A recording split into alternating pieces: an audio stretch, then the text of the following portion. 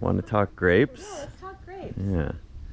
Got a couple different ones here, and I guess in this situation the management might be different than if you're just trying to get some fruit.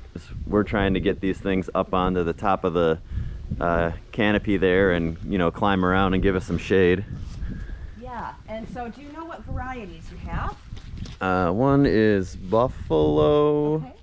and I forget the other one. Okay, It's written down somewhere inside. gotcha. And so you've got 3 of them? 3, yep. Okay. And so knowing the varieties is going to be quite helpful because they want a different style of pruning. And so if you're looking for just this to be ornamental, that's one thing. If you're looking to get a little bit of production and have it be ornamental as well, That would be the goal, yeah. Yeah, exactly. So right now you're training them up here. You're leaving the tips intact because you don't want them to start side shooting. You want them to go up. So that's one reason to leave those tips intact at this time of year. And then I always suggest, you know, these are kind of tricky to work with simply because pruning these are going to be kind of difficult. So trying to get up in the middle of there and prune stuff off is going to be a challenge. So there's a few ways you can do it. That's why, yeah, we didn't make a smaller trellis because I can still fit my head and shoulders in there. Okay, good. So you can get in between there. And so then you just need to make a decision. For most people, and I think the easiest thing for people to do, and the one that's going to give you coverage year-round, is going to be a spur system, right? Not the cane system pruning, because you're constantly cutting back most of the canes. So the spur system is going to allow you to have a trunk, which your trunk is going to come up to here, and then you're going to head it, and then you're going to have a head, and you're going to pick 2 to 3 shoots off of that head once those grow, and you're going to strap them along your canopy so that they will be semi-permanent cordons or semi-permanent arms. That's where your fruit is going to come for the next 5 to 7 years, maybe even 10 years, maybe even 20 years. So this one behind you is taller. This is still that main shoot, and it's already up there. Oh yeah. So it's time to head that then? Not yet. I would say go ahead and, so this one I would probably bring across, you know, see if you can get it all the way down there, and then you can head it, and then you sort of see what your branches are doing. Then you can start creating a spur system, right? Well, this might be a design commentary on cramming too many things in, but I've got kiwis there that I was hoping to get those to go toward the back, and then the grapes to cover this half. You've got another kiwi there.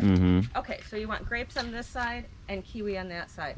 Okay, that makes sense too. So then your grapes only have this area to go. And so that would make sense.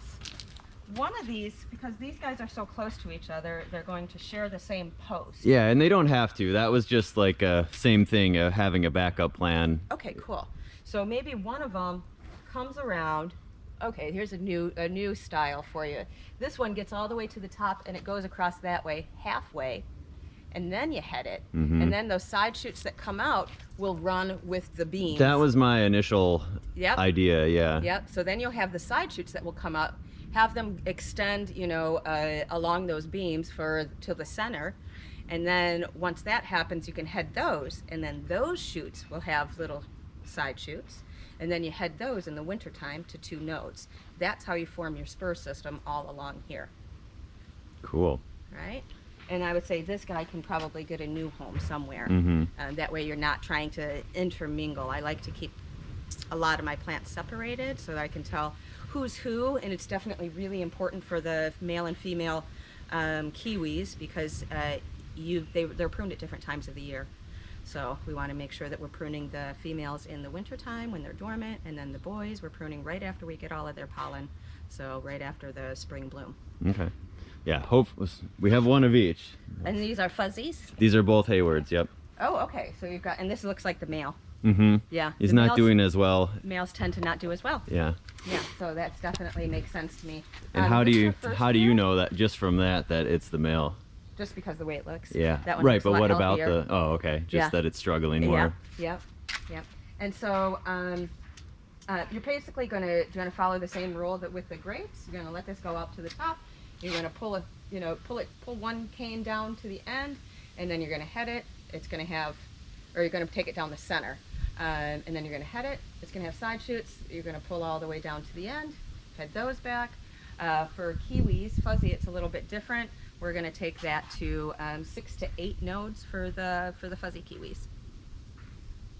On the side shoots. On the side shoots, Mhm. yep. And it's not necessarily, it's not called a spur pruning, but that's just how we're doing those. And then all summer long, you're going to be cutting back excessive vegetative growth, more so from the kiwi than from the grape.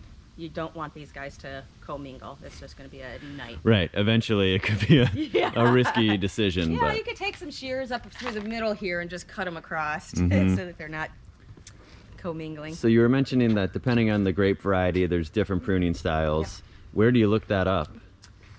Yeah, depending on the variety. If it's a more well-known variety, there's a book out there called The Grape Grower. OSU also has a publication online that'll give you that information, and usually just online sites. The Lon Rumba grape site. How do you spell his last name? I don't know. Yeah, so Rombaugh, something Oh, like mhm, that. Yep. yeah. And so he is an Oregon grape grower. He's no longer with us, but his family is still selling all of his grape cuttings in the wintertime. And so he's got a lot of great information on his website. He's also the author of The Grape Grower. Cool. So yeah, that's my grape plan. Nice. I'm glad to hear that male. I think part of it too is it's a little bit sunnier on this Yeah. side, Yeah. but there's some they- signs of life. Have they overwintered? No, not yet. These are cuttings from this spring, Okay. or from hardwood cuttings from this past Yep. winter. Yep. I would see if you can give that one some food. Mm-hmm.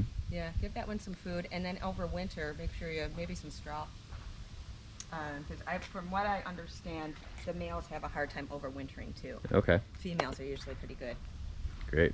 Yeah, she's got some new growth on her, so she looks good.